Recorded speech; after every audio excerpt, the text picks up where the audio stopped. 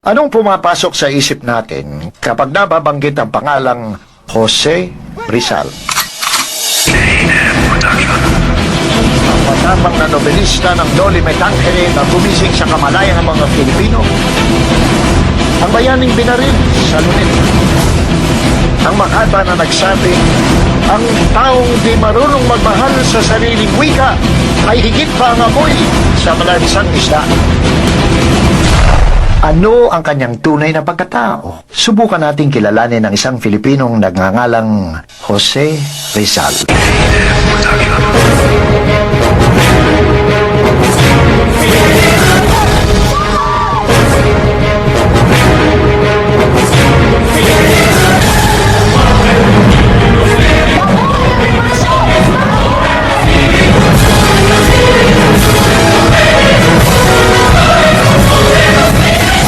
Consumato mess!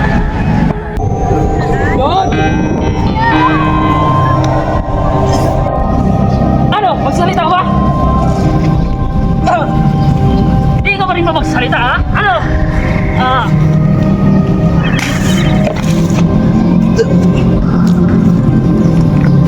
Sugod mo kayo magsigad! Sugod! Lahat ay sumapasalamat sa inyong lahat sa pagdalong sa pagpapulong niyo. Ngunit, ano nga bang inyong nais sa iyo? Hindi kayo napatawag ng pagpupulong. Nais ko sana magtayo ng samahan na naglalayong patupad ng reforma laban sa pamamahalan ng mga Kastila. Hindi gaano para masisipin sa tayo magtatagumpay. Marahil alam naman natin lahat na siya labis sa makapangyarihan. Kaya nga tayo narito upang pagplanuhan natin ang ating sasabihin ng mga pagpapulong. Sangayon ako sa inyong mga balances, kaya di ka magpatuloy sa inyong bumihay.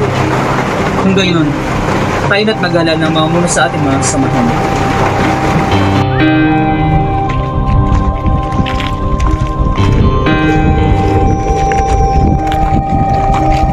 Ganito yung pagdating kadapitan mo, Sir Rizal. Maraming salamat, Kapitan. Hindi ko akala na magkakaroon ako ng mapusong bisita. Hindi ako bisita, Senyor. Ako ay pinatawag ng gobyerno. Sa madaling salita, isang preso.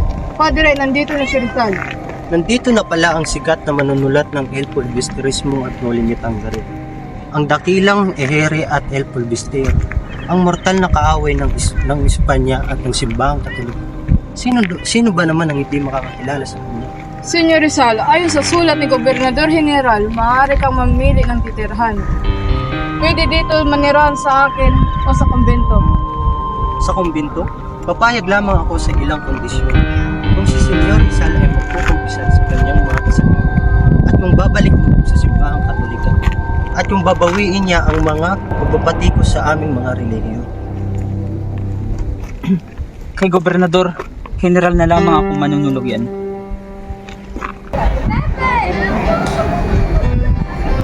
Ina, si Pepe.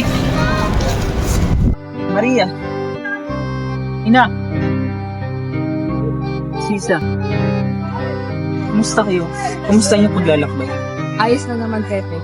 Sigurado kayo pagod at gutom. Tara sa loob.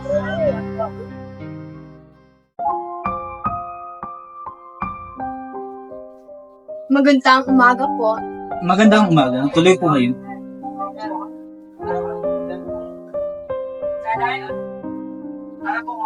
Dr. Rizal, ako nga po pala si Manuela Arda at ito naman si Josephine Bracken, sinamahan ko po siya rito. It's a pleasure to meet you. It's a pleasure to meet you, sir. Dr. Rizal, I'm George Tofo. I'm here to avail your service. I'm hoping that you would help me fix my eyesight. My doctor in Hong Kong referred you, since you're one of the best ophthalmologists in Asia. Can you help me with my eyesight? Well, I can do some tests and I will do my best to help.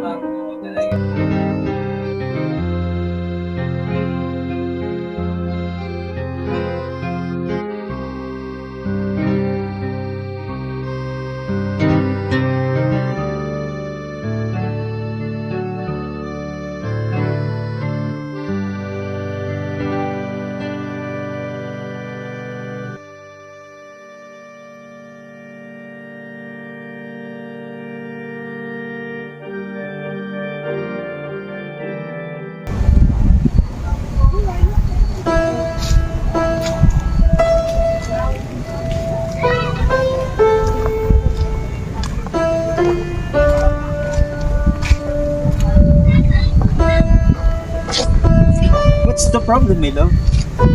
We have to go back to Hong Kong. I'm just here to say goodbye. You really need to go? What about me? What about us? I'm sorry, but I cannot stay here. I cannot leave my father just like that. He took care of me when I had no one. It's only right to return to them. Besides, we only knew each other for a while. Will we ever see each other again? Are you gonna come back? I don't know what the future holds, but I love you. I love you too. But I have to leave you. Everything's gonna be okay. Go ahead.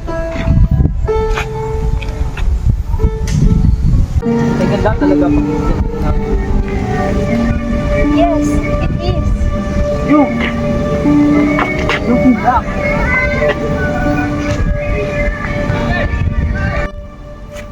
Josephine Bracken, accept me as your husband. Yes, I do. And you, Rizal, do you accept me as your wife in sickness and in health? I do. Please get our witness. Hereby declared husband and wife.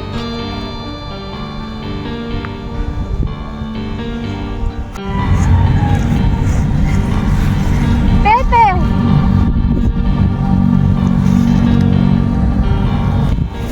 Tao po. Magandang umaga, Jose. Magandang araw, mga Ginoo. Tuloy kayo. Salamat. Nais kong ipatingin ang aking kasama, Jose, sapagkat siya may problema sa kabilang mata. Mukhang hindi lang yung pakay mo sa pagdalo dito sa aking Gil Peninsula. Tunay ngang napakatalino mo, Jose. Nais ipaalam ni Andres na ang katipunan ay handa na sa paglusob sa pamahalaan. Ang ating adikain ay handa na. Hindi ba't masyado pang maaga upang isagawa ang ganyang gawain? Alam naman natin na hindi pa handa ang ating bayan sa ganyang kalaking responsibilidad. Kulang pa sa kulang ang ating mga sandata at armas. Ipagpaumanin niyo. Hindi ako sang-ayon rito. Reforma ang kailangan, hindi revolusyon. Ngunit nakaplano na ito lamang ang paraan sa iyong paglaya sa bilangguan na ito. Ayokong sirain ang aking mga salita at nakapangako na ako na hindi ako tatakas rito. At isa pa, pinayagan na ako ni Gobernador Blanco na magtungo sa Cuba upang maging doktor ng hukbo nang sa gayon mapag-aralan ko mga bagay-bagay tungkol sa digmaang praktikal. Mukhang hindi ka namin mapipilit sa aming adikain. Paumanhin. Crispin! Ako hindi mapalagay sa liyan na yun. Kasuwal mo talaga ang bata ka. Ang liham na hinitid sa akin ni Gobernador Blanco, ngunit umaasa akong magandang patutunguhan ng lahat ng ito. Ngunit kasi, di na matatagay mo paniniwala sa gobernador. Dapat alam mo, hindi siya dapat pagkatiwala. Manalig na lamang tayo dun, Pedro. Magiging maayos din ang lahat.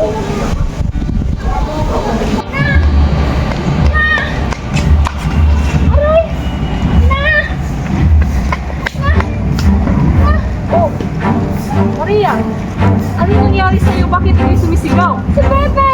Bakit? Ano nangyari sa kawawa kong anak? Bali-balita na siya dinakip sa kanyang sinasakyang barko! Ang barkong Tipanay! Diyos ko! Anak ko!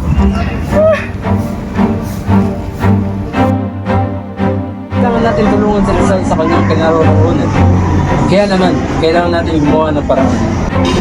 Sa papaanong paraan naman? Mag-aahay tayo sa punong maestrado ng habeas corpus upang mapakinggan nila ang ating salubin. Baka may tutulong? Kung ay yung nais ay ikaw ang maghatid sa kanila nito. Susunod. Ginoo, hindi tayo pinakinggan ng mga Kastila sa ating mga sinangguni. Ano pa bang maasahan natin sa mga Kastila na yan? Ang mahalaga ay matulungan natin si Rizal.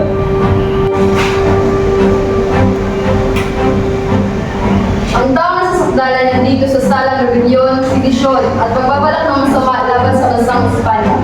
Nobre y Arriere. Jose Protasio Rizal, Tratado dito ng Sibilo. Edad. Mexico. Profesyon. Bili ko. Lolo Conoseste, una asamblea secreta en la casa de Doroteo. Doroteo Nyugo. Lore, ang sikreto ko rin yan. Kung hindi, paano mo nalaman mo dito? Na después guarda el secreto en España. Ano gusto mo sabihin ko sa inyo? Siguro, Dichi, mas abitans. Wala akong nalaman mo dito. Porque él kanipunan usar su nombre y fotografía. Hindi ko alam. Ngayon ay mahal na ibigay ng konstitusyon ng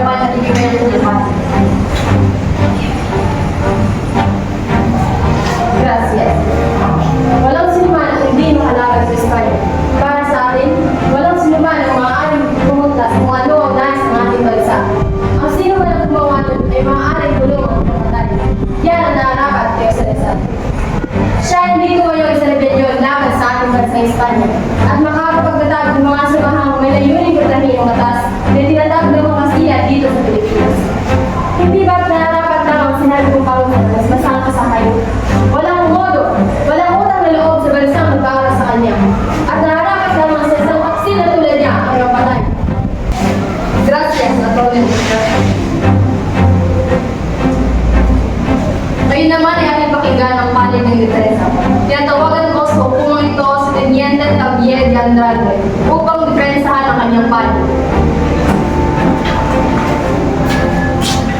Gracias. Hindi masusukat ang kadakilaan ng isang tao sa yaman sa dami niyang kakilangang tao. Ito ay nasusukat sa katatagan ng loob at katapatan na nagpapasakamay ng Dr. Jose Rizal.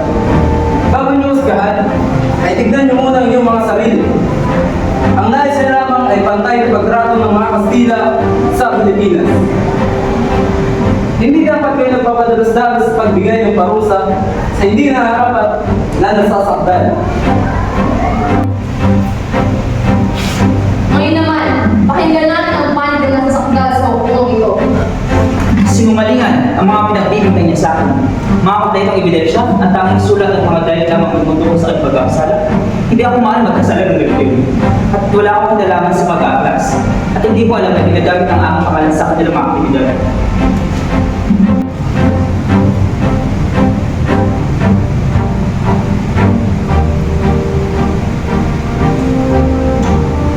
Sinang-ayunan ng lahat ang naturang hatol sa nasasakdal.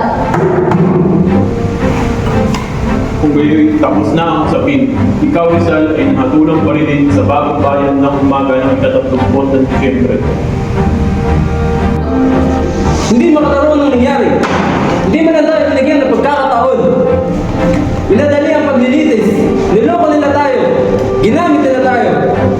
Ba't ba ikaw pag galit na galit, ako itong mamatay? Buti na ako pagpatawa ka to. Javier, Ayoko na! Magbibitaw ako sa lahat ng tungkulin ko sa gobyerno. Uuwi ako ng Espanya. Yang hiyala ko sa inyo. Bakit? Dahil sa akong Kastila. hindi ka sa Kastila Javier. Pareho lang tayo. Mga kasama, magsisimula na ang ating revolusyon mamaya. Nakatakda na ang ating paglusob para tambangan ng mga Guardia Civil na tatawid sa balintawak. Mabuhay ang revolusyon! Mabuhay! Mga kasama, ilabas ang iyong mga sedula. At sabay-sabay natin putulin ang mga ugnayan natin sa mga Kastila. Itaas ang iyong mga sedula. Punitin! Punitin! Mabuhay ang revolusyon! Mabuhay! Nagdalaw ka.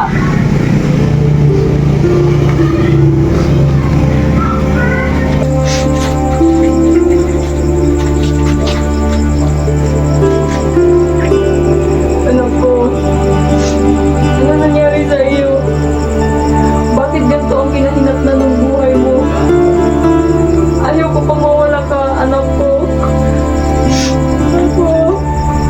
Anak ko. Ina. At nag-uwalis na situation para sa inyo at para sa ating bayan na minamalupit ng mga Kastila. Pepe.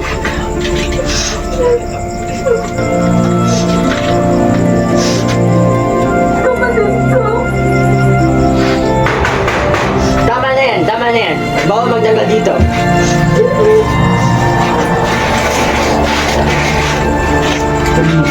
Peppers, buksan mo ito. Pagkatapos na hanggang na tayo, there is something to say. Makakaasa ka sa akin, kapatid ko. Sabi tama na yan eh. Alis na!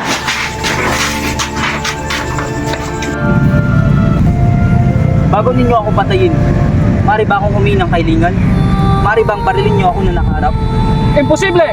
Ipinag-utos sa amin ng general na babaril ka namin habang ikay nakatalikod. Then at least, spare my head.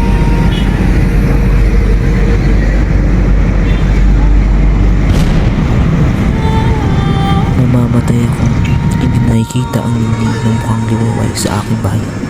Kayong nakakakita ay huwag ninyong kaligtan ang mga nipunin sa dilim ng gabi.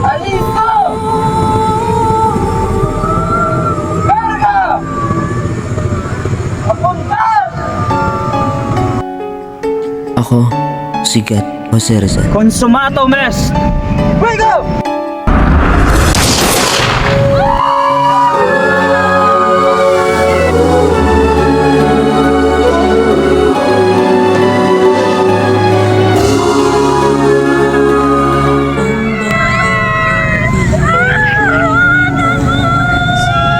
Lupain ng kinto't bulaklak, pag-ibig ang sa kanila. niyang palat, nag-alay ng ganda nila. At sa kanyang lumi at ganda, dayuhan ay nahalina. Nakatakda na ang ating paglusog.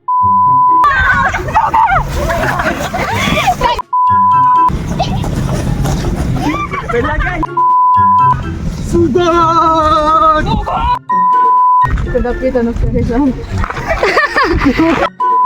Kang mami. Ang ating pamalan. Lang. Jose! Ngunit ito ang paraan ng iyong paglayan. Ngunit Sandat at armas. Ipagumba. Totro ay handa na sa patrola. Ni Andel na si Palam. Dahil si Palam Naging plano sa ngunit ito na sa si wait no Sorry, Zala ko nga po pala si Manuela. Fix my eyesight. Wait. Can you help me with my eyesight? The best ophthalmologist in Asia.